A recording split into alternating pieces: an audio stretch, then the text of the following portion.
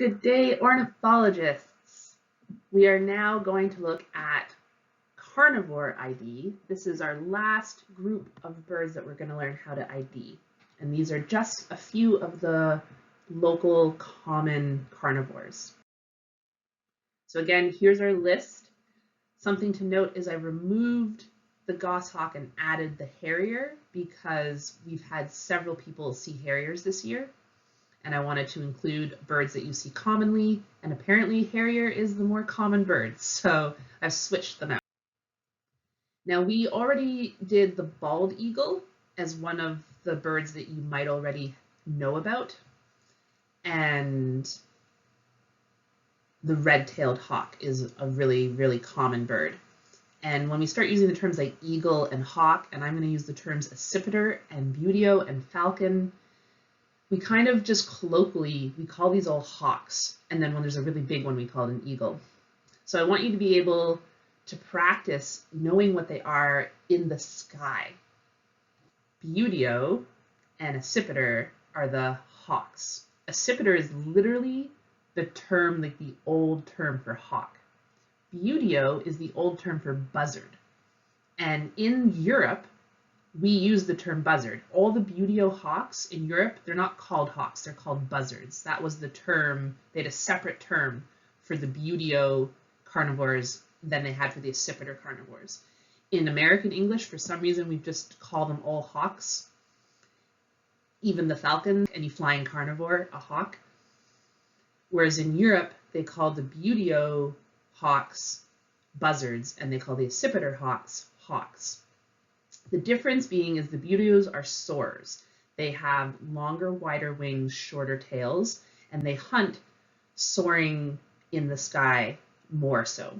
Accipiters are forest birds. They have shorter wings that are used to maneuver through forests, flap more, and longer tails, thinner, longer tails typically. Falcons are not even in the same family. Falcons are more closely related to songbirds. So falcons have that sickle shape to their wings. Accipiters have the long tail and they have shorter, rounder wings. Buteos have longer, square wings and a shorter, square tail. And then eagles are just basically big buteos. And then we're going to also see like ospreys and harriers. Harriers is, again, longer tails and curved wings. Ospreys are more like sea eagles. We see these bent wings that you would in a seagull. And they're soars like eagles are, but they're divers. So they want that speed for diving.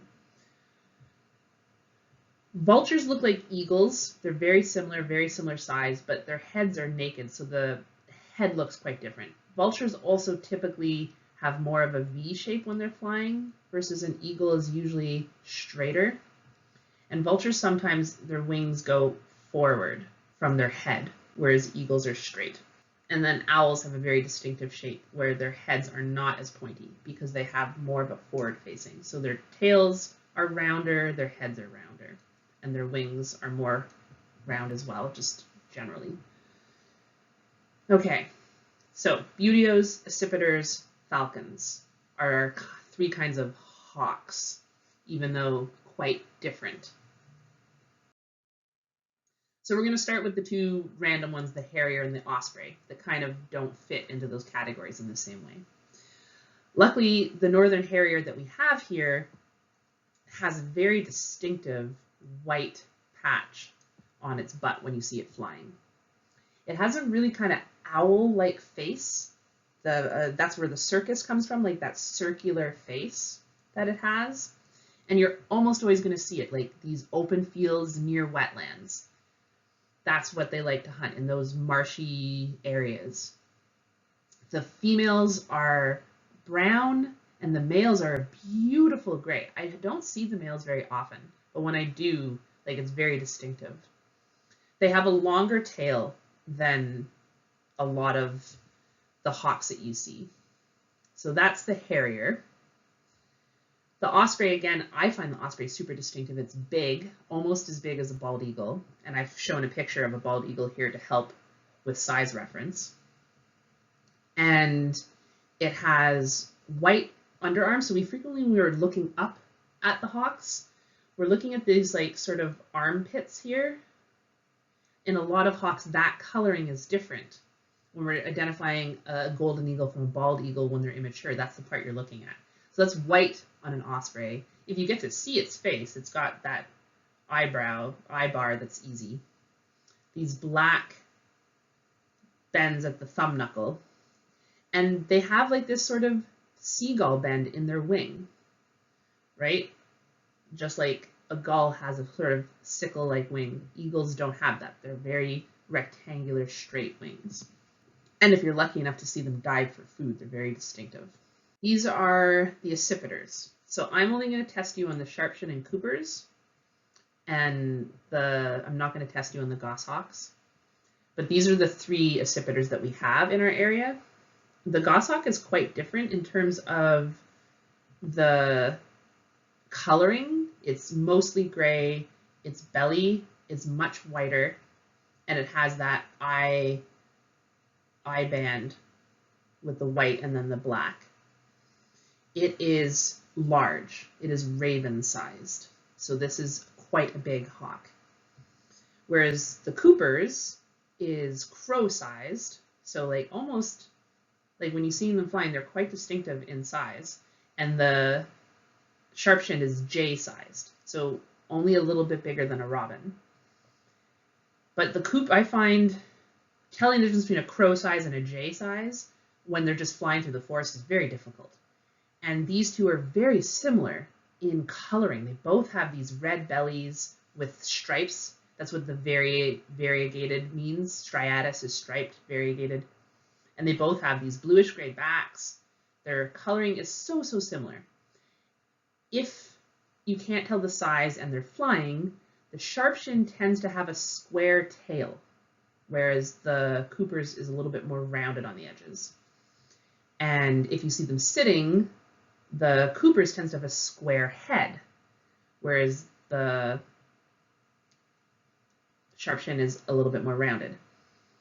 Again, really difficult to tell them apart, and their calls are really similar as well. We're going to try and test you guys and learn the difference between these 2, because they are both more common than you think they are. When you see a little hawk in the forest, this is what you're seeing typically. So those roundish wings, right? Long, thin tail. I think I figured out how to get the sounds. I've opened them ahead of time on one of my other screens. I'm going to play you all 3 of these accipiter calls, even though I'm not testing you on them, just so that you can hear why I'm not testing you on them. But when you get good at it, you can tell the difference. I can tell the difference by the sound rather than the sight.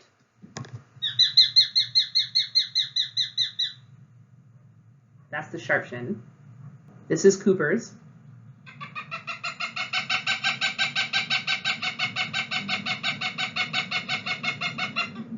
See what I mean? Quite different. Very high-pitched for the littler bird, much more raspy for the bigger bird. So I find the calls really make me help, but like basically they all have the same ka ka ka ka ka ka ka ka ka. With the goshawk, it's the same, but it gets louder as it goes.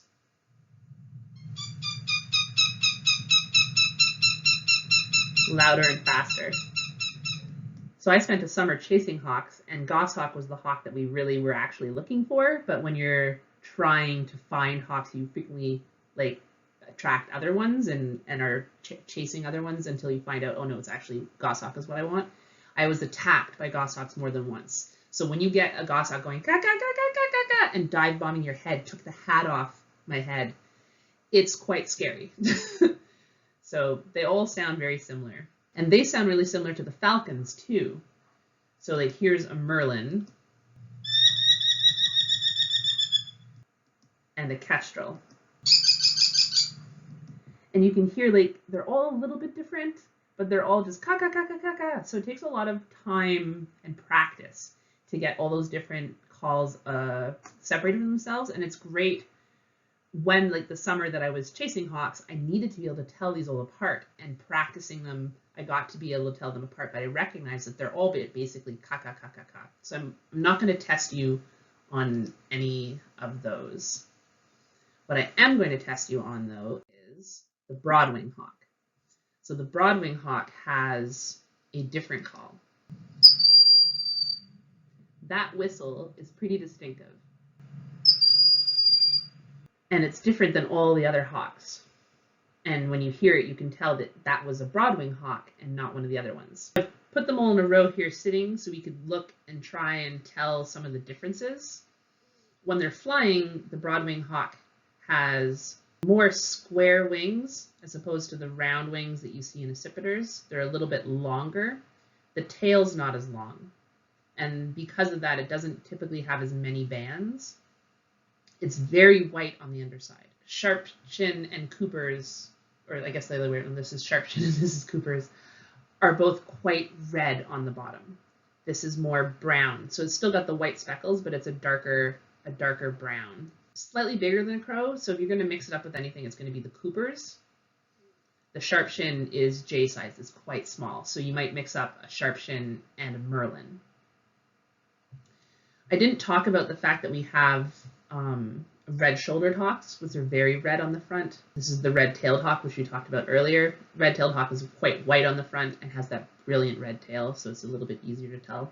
Sitting, you can see like how fine the speckles are on the goshawk, and that white eyebrow makes it quite different from the broadwing hawk with the wider speckles and no white eyebrow. It takes practice. So like these are our three most common buteos in size: small, medium, large, and our three accipiters: small, medium, large. But our smallest buteo is the same size as like our medium-sized accipiter. Buteos typically are larger because they're soaring through the sky, whereas the accipiters are smaller because they're flipping and flying through the forest. Buteos and accipiters. It's one of the harder things to learn. You're just like hawk. And when you're in eBird, you can say, if you can get to the point where you're like, it's an accipiter or it's a buteo, getting to species takes time. And eBird knows that. Sometimes you just see something fly fast and you're like, well, it was definitely a accipiter, or it's definitely a buteo, or it's just a hawk species in general. Here are falcons. So remember, the falcons are an entirely different family than the other hawks. They're not hawks, they're falcons. And that sickle wing that we were talking about, right? They've all got this, it's almost like pigeons have the same shaped wing. It's for swooping and flying. And they're called pigeon hawks, like the Merlin, Falco columbaris. This is like the columbaris is pigeon. This is the pigeon hawk, pigeon falcon. Spivarius, sparrow. This is the sparrow hawk, sparrow falcon. And they're both J-sized, a little bit smaller than the sharp-shin hawk, but it doesn't have the same striations. Like, it's really easy to get a Merlin mixed up with a sharp-shin hawk, but the red lines in a sharp-shin, whereas these are like brownish and cream going this way, and they're a little bit smaller than a sharp-shin. Kestrels are easier with that beautiful red and blue and these two little emo eye makeups coming streaking down. Peregrine's crow-sized. It's still small for a hawk. It's the largest of the falcons, but it has more distinctive coloring. It's very gray, white belly, and this bright mutton chop black on its face. Peregrine falcons, all the falcons were doing very poorly with DDT, and since we banned DDT, they're all doing way better because they're all able to hunt the birds that are living in our cities. I see Merlins and peregrine falcons and kestrels in the city limits of North Bay. They've adapted to eating the birds. So peregrine falcons nest on skyscrapers, tall buildings. They nest on the Pro Cathedral in North Bay. They eat the pigeons that are living around. Kestrels and Merlins are nesting in cavities, so they have to find somewhere with a cavity. But if they can find a tree, an old tree with a cavity, then they're going to be eating all those song sparrows that are around North Bay. Then we have our owls. These are, there's a lot more owls than this, but these are the most common. 9 times out of 10, when someone sees an owl, it's a barred owl or a great horned owl. These are the two most common owls in our area. Great gray owls, you won't see or hear in the summer. They're boreal owls, but you do frequently see and hear them in the winter. not frequently, occasionally see them, and they're just the biggest, most owl-like owl. The northern saw-whet owl is quite common, but he's tiny, and people don't usually see or hear them. So bubo, let's go look at scientific names first. Bubo is the old Latin for owl in Virginiana. So this is the American owl, the Virginian owl. This is the one we see most commonly. Shrikes is the Latin name for screecher, which a lot of the owls are in the Shrikes family. And varia means striped. The barred owl is barred. It has these brown stripes down its front. Nebulosa, like a nebulous, is like foggy, like in astronomy, like nebula are like these cloudy, foggy structures. And then the northern saw-whet owl, Acadius, because it's from Acadia. We actually don't know where Aegolius comes from. It's another old Greek word that they think was a Greek word for owl, but they're not exactly sure. But the saw-whet owl, so the barred owl is like this size. I don't know, like this. If I had it sitting in my arm, I'd be like this tall. And the great horned owl is about the same. The great gray owl is a little bit bigger, but the saw-whet owl is about this big. Like, he's tiny. Really, really tiny guy. So let's listen to the noises, because you hear them more than you see them, because they're nighttime birds. So I'm going to start with the great gray, because it has the most like owl-like call.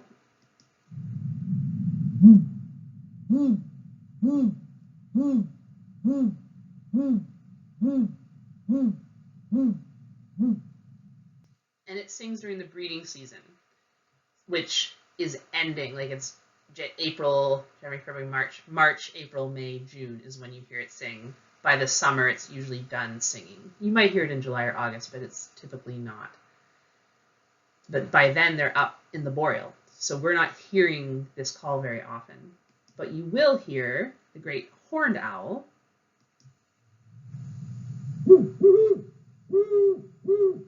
Who's awake? Me too.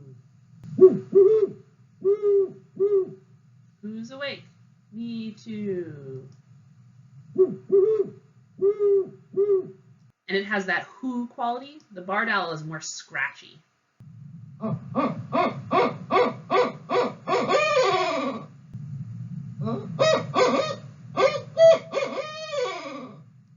That one we go, who cooks for you? Who cooks for you all?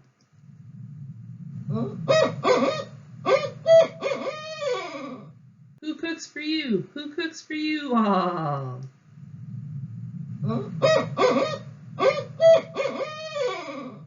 And then their other song.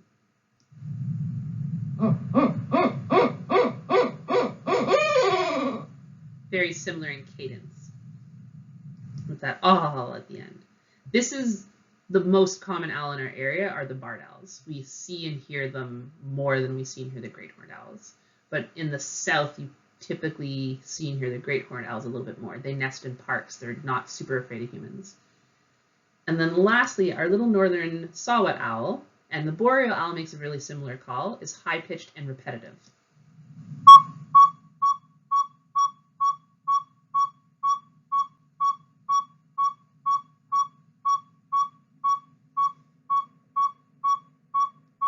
I'm going to pause it because it just keeps going. Basically, we had one outside my mom's house one year, and it just did that for like hours, just nonstop.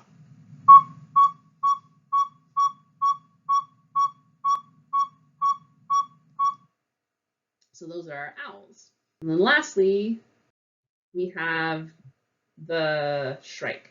So here I have the northern shrike and the loggerhead shrike. So on the top is the northern shrike, and on the bottom is the loggerhead shrike. The loggerhead shrike has a much larger head and a much bigger black eye band. The loggerhead shrike is severely endangered in Canada, so you probably are not going to see him, but you might see the northern shrike. It's not super uncommon.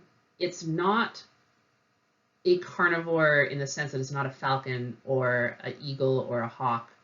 It is a songbird. It's a perching bird, but it behaves like a carnivore. It hunts things, and it's called a butcher bird. Lanius is the old Latin for shrike, and it comes from the word for butcher in Latin, because they catch little rodents and large insects. So they'll catch grasshoppers, like big grasshoppers and bugs, and they'll catch little mice and rodents and even lizards, and they'll stab them on something because they don't have the talons and the beak that a carnivore has. They typically stab their prey on, like traditionally it would have been hawthorn shrubs that have really big thorns. They're field birds. So I've never actually seen a shrike. It's like my unicorn bird. I have friends that see them all the time. There was one at my house, mom's house, and I just missed seeing it. They're not uncommon. I just have been unlucky in seeing shrikes. But they're field birds, so hawthorns typically grow where they live, and they'll stab their prey on hawthorns. But now with barbed wire, you'll see them stabbing their prey on barbed wire. And this is where they got the term butcher bird. And they'll let it sit and rot a little, and then they can pull off pieces with the beak, the hooked beak that they do have. So lacking the proper carnivore beak and proper carnivore claws, this is how they get to rip apart their prey a little bit better. I love their scientific name. Like Lanius is butcher, and lots of people call the shrike the butcher bird. Excupator is sentinel or watchman. They're usually sitting from a high perch watching. And the word shrike comes from Old English for shriek, because they have a shrieking call that I'm not going to test you on. But yeah, northern shrike. Looks kind of like a jay from far away, but when you get up close, you can tell from its curve